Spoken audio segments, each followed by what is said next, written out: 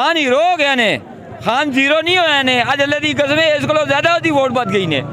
खान ना कोई माऊ दा लाल नहीं ते पिछे कर कहंदा। और इस तो बाद मैं एक ही गल आखना, खान तेरे वास्ते असीं मरने वास्ते भी तैयार हाँ, जीने वास्ते भी तैयार हाँ। जिस वेले तू हुक्म करें असीं उत्थे तैयार हाँ इंशाअल्लाह अल्लाह दे हुक्म नाल।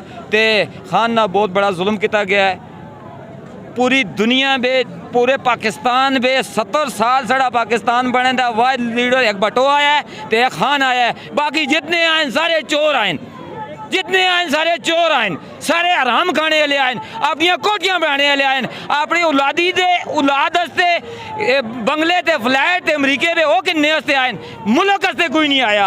अगर मुल्क वास्ते आंदे तो आज 4000 रुपए का तोड़ा आटे का नहीं होंदा या ये मुफ्त आटा दे के आज साढ़े बच्चों यही आटे के पैसे पे कट दें। इमरान खान एक सच्चा लीडर है, एक पूरी दुनिया के सामने जड़ा नहीं डरता वो उस लीडर आते हैं।